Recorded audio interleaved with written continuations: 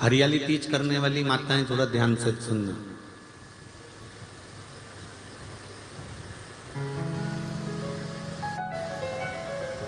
हरियाली तीज जब माताएं करती हैं तो एक हरियाली तीज, एक गणगौर की तीज,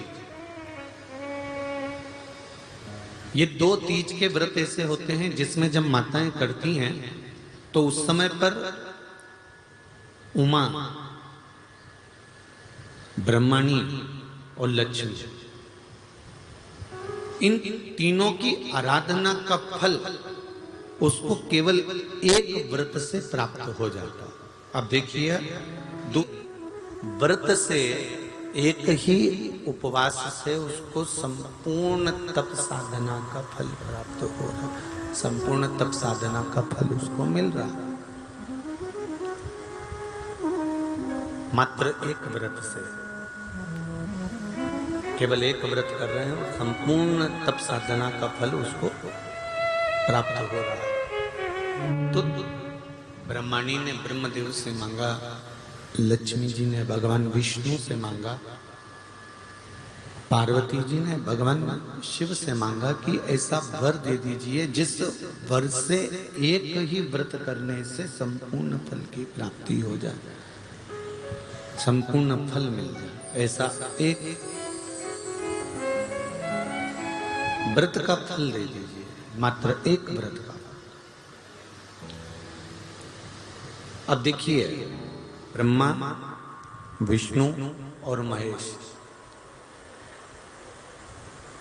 इन तीनों की जो देवियां हैं, ब्रह्मणी, लक्ष्मी और पार्वती, थोड़ा ध्यान लगाकर सुनना। तीज शिव महापुराण की कथा ही नहीं, आप जो तीज करते हो, हरियाली करो चाहे सातुड़ी करो, उस तीज की महत्वता क्या है, इस हिंगोली की शिव महापुराण की कथा में अपने को समझना है कि उसकी मूल तत्वता, उसकी महत्वता है क्या, उसका महत्व क्या है।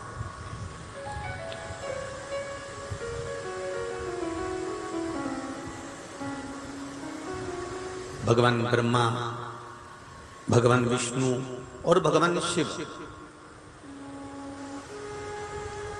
इन तीनों की जो अर्धांगिनियां, ब्रह्मणी, लक्ष्मी और पार्वती,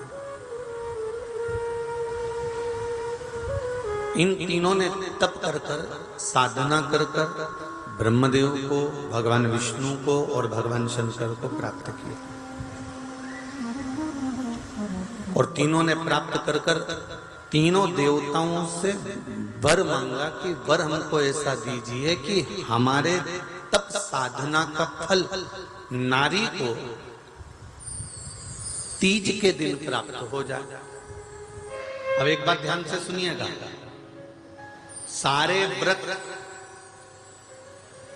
आपका अगर स्वास्थ्य खराब हो गया तो आप व्रत छोड़ सकते हो।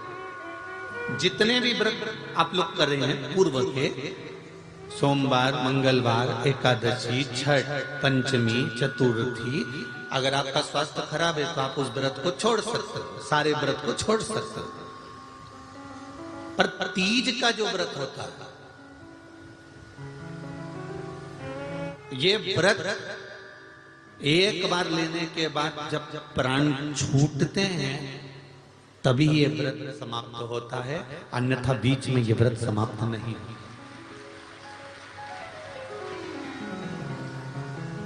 ये व्रत समाप्त होता ही नहीं।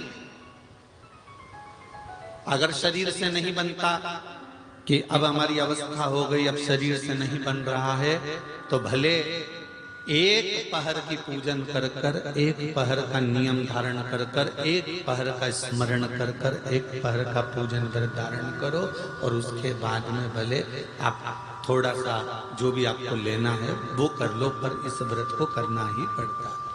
इस व्रत का नियम ही यही है। एक बात और याद रखिए, श्रावण के महीने में सारे व्रत आते हैं, बहुत सुंदर सुंदर।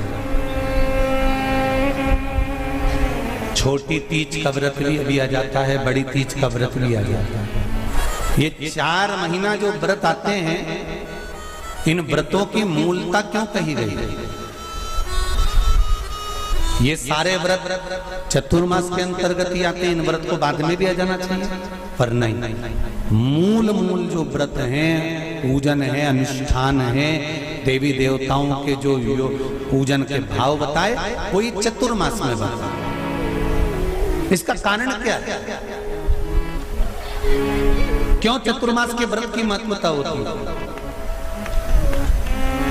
तो कहा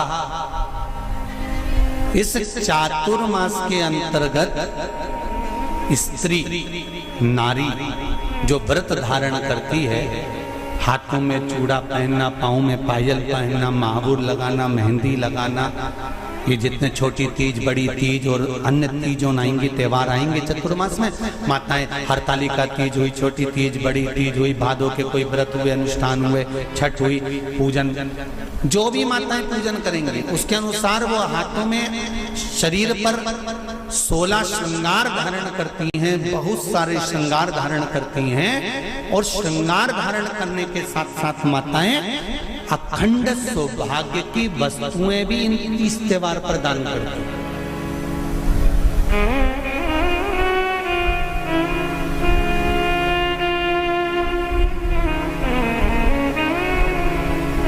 जो अखंड सौभाग्य की सूचक है, जो अखंड सौभाग्य की वस्तुएं वो देने का प्रयास करते हैं, दान।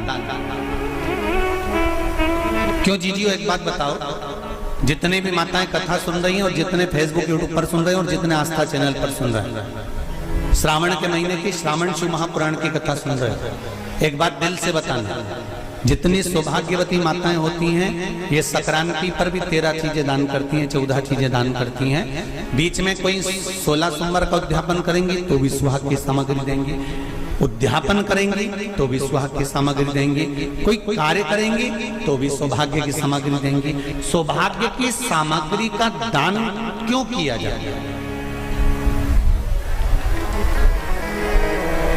सौभाग्य सूचक वस्तुओं का दान क्यों किया जाता है? सौभाग्य की वस्तुएं क्यों प्रदान करी जाती है, क्यों दी जाती है? उसका कारण क्या है?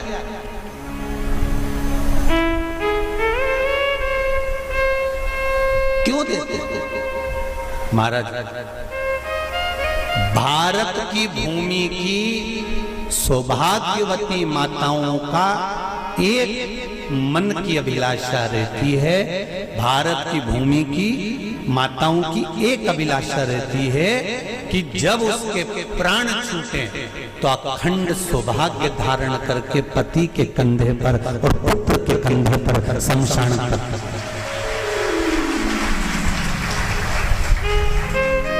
ये भारत की भूमि की माताओं की सोच है, उनके मन का संकल्प, उनके मन का भाव। मेरे भारत की माताएं अखंड सौभाग्य की वस्तुएं धारण कर कर अपने आप को गौरवान्वित महसूस करती हैं, और विदेश की माताएं ये सब वस्तुएं उतार कर गौरवान्वित महसूस करती हैं।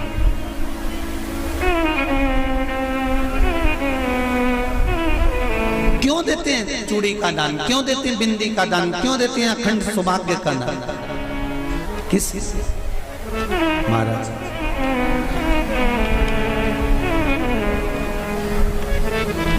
मेरे हाथों में भर भर के चूड़ी रहे, मेरे हाथों में भर भर के चूड़ी, और मैया कोई कामना, मेरे मस्तक पे चमकती चूनर रहे, मेरे मस्तक पे चमकती चूनर रहे, और मैया कोई कामना, मेरी मांगों में भर भर के सिंदूर रहे, मेरी मांगों में भर भर के सिंदूर रहे, और मैया कोई कामना नहीं, मेरे पाँव में बिछुड़ी का जोड़ा रहे,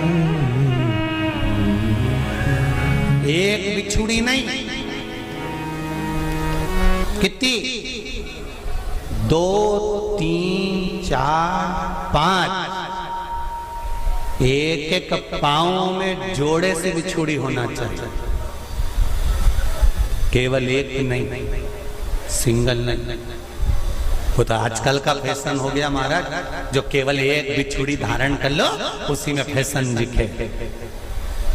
श्रावण की शिव महापुराण की कथा कहती है जब बेटी को विदा करा जाता है और पहली बार बेटी के पांव में जब बिछुड़ी डाली जाती है तो वो बिछुड़ी भी अलग अलग नहीं होती, उस बिछुड़ी के जोड़ को चेन से एक दूसरे से बंधा हुआ होता। बोला सही है कि गलत? जितने आस्था चैनल पर कथा सुन रहे हैं, जितने फेसबुक पर सुन रहे हैं, यूट्यूब पर सुन रहे हैं, सुन लेना कि मेरे भारत की माताओं का जब पाणी ग्रहण संस्कार किसी बेटी का होता है, उसके पांव में जब पहली बार बिछुड़ा पिनाया जाता है, बिछुड़ी पिनाई जाती है, तो वो बिछुड़ी भी एक दूसरे से बंधी हुई होती है, चेन से बंधी हुई होती है। उसको अलग अलग वाली बिछुड़ी शादी के मंडप में नहीं पिनाई जाती। क्यों? जैसे ये बिछुड़ी एक दूसरे से पांव में बंधी हुई है, तुम्हारी जिंदगी अंतिम श्वास तक ऐसी ही बंधी की बंधी रहे, यही वर्णन है। वो तो अब माताओं ने थोड़ा सा फैशन चेंज कर दिया, अब पांव में ज्यादा बिछुड़ी नहीं पहनती, गड़ती है, चुभती है, एक बिछुड़ी धारण है। महाराज पर नहीं, बिछुड़ी भी 2 हो, जोड़े से। हमारी माताएं, भारत की भूमि की जो माताएं हैं, ये चूड़ी भी हाथ में पहनती है तो जोड़े से पहनती है। बोलो जैसा सही है कि गलत है?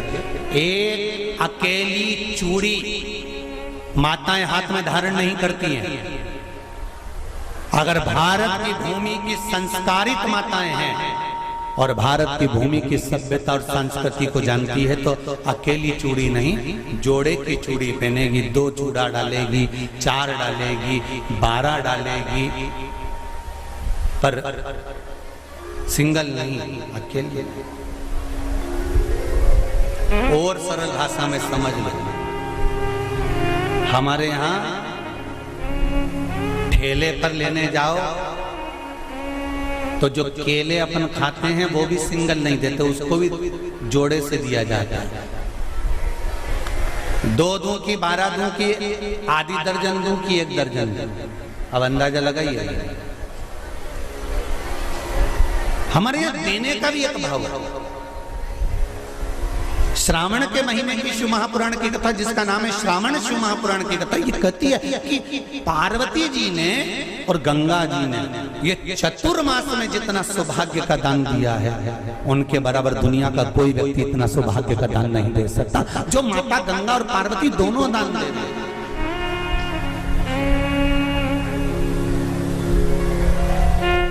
प्रतिदिन दे रहे। और अब तो फैशन आ गया, तुम लोगों को जो सौभाग्य का दान देते हो प्लास्टिक की डलिया में देते हो, पर एक एक पुराण को उठा कर देख लेना, एक एक उद्यापन को उठा कर देख लेना। जितनी तुम कथा तुम्हारे घर में छोटी छोटी कथाओं की पोथियां पढ़ी हो, उनको उठा कर देख लेना। उसमें नहीं लिखा कि प्लास्टिक की डलिया में सौभाग्य की वस्तु का दान दिया जाता है, उसमें लिखा है बांस की पिटारी में, बांस की डलिया में सौभाग्य की वस्तुओं का दान दिया जाए। क्यों? क्योंकि बांस वंश की वृद्धि करता है, बांस सौभाग्य की वृद्धि करता है, और बांस अखंड सौभाग्य। जैसे बांस का पौधा बढ़ते चले जाता है, बढ़ते चले जाता है, उसी तरह बांस की डलिया में जब दान दिया जाता है, बांस की टोकनी में जब दान दिया जाता है, तो ये भाव रखा जाता है कि तुम्हारा सौभाग्य ऐसे ही बढ़ता रहे। पर अब थोड़ा सा फैशन चेंज हो गया, तो प्लास्टिक की डलिया, पर प्लास्टिक की नहीं। महाराज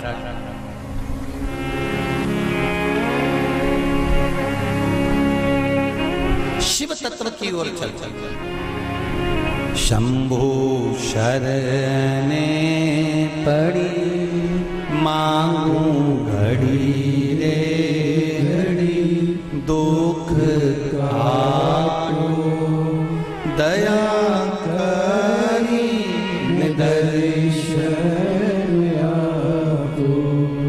तो गंगा मैया और पार्वती मैया चतुर्मास के अंतर्गत जो त्योहार पड़ता है, चतुर्मास के अंतर्गत जो व्रत पड़ते हैं, ये किसी दूसरे के नहीं है।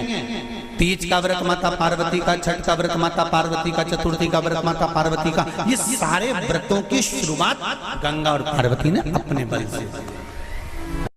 बोलो हर हर महादेव। ये अपने बल से बनाना, अपने बल से।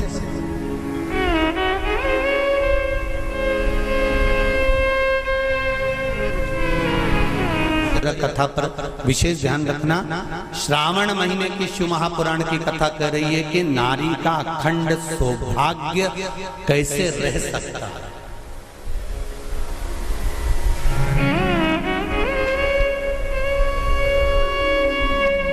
अपने घर के बच्चों को, अपने घर की बेटियों को, बेटों को, अपने घर की बहुओं को, अपने परिवार को कैसे एकजुट कर कर एक साधना में रखा जा सकता है, वो शिव महापुराण।